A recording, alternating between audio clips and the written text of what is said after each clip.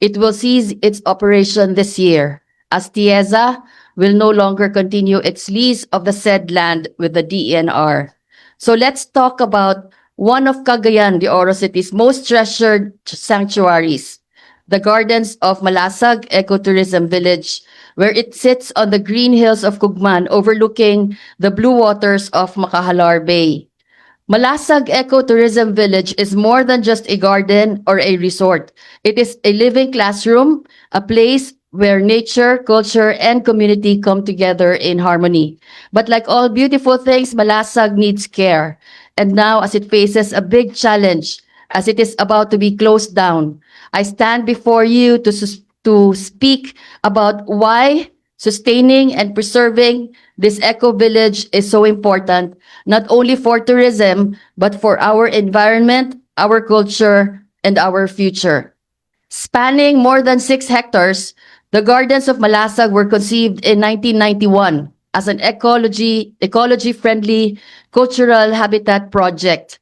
The land is declared as a protected area by the Department of Environment and Natural Resources of DNR, and the Eco Village itself was managed by the National Tourism Authority, then the Philippine Tourism Authority, which was headed by the late regional director Dati Pabayo, and no, I think she was the DOT secretary, and later transferred to the Tourism Infrastructure and Enterprise Zone Authority, or TIEZA, to make it not only as a tourist site but also as an eco-learning hub, cultural showcase, and resort destination.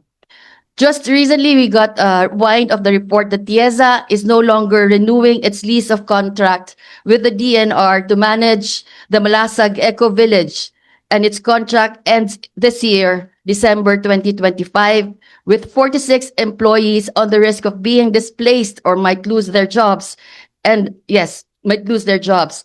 So today, I am earnestly knocking on the doors and hearts and appeal to our local government unit, to our mayor, Mayor Clarex Uy, to intervene and perhaps ask the DNR and TIEZA to turn over the Malasag Eco Village to our city.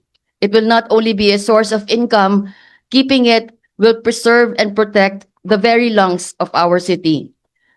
What are the other reasons why we must keep Malasag Eco Village alive? Within its grounds stand the tribal houses of Mindanao's indigenous peoples, the Higaunons, Subanon, Talaindig, and others, each one telling a story of identity, tradition, and resilience. They are not just replicas of the past. They are reminders of who we are.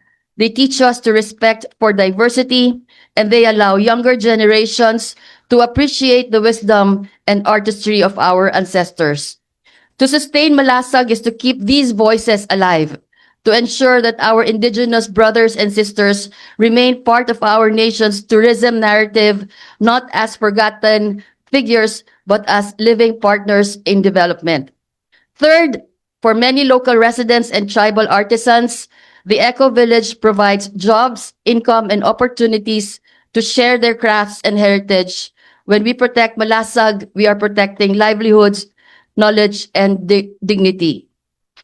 Finally, in a world where many tourist sites suffer from overdevelopment and neglect, Malasag stands as a reminder that progress and preservations can go hand in hand. Sustainable tourism is not about building more hotels. It's about ensuring that our natural and cultural resources can be enjoyed by future generations. To sustain Malasag is to commit to that vision, a vision where tourism is responsible, where nature is respected, and where culture is celebrated.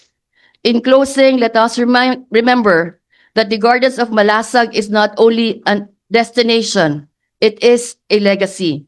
It represents what Cagayan de Oro and Mindanao as a whole can offer to the world: the beauty of nature, the richness of culture, and the warmth of community.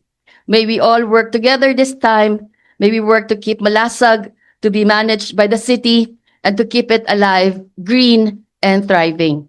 Because when we preserve Malasag, we preserve a piece of ourselves and a promise to the future generations yet to come.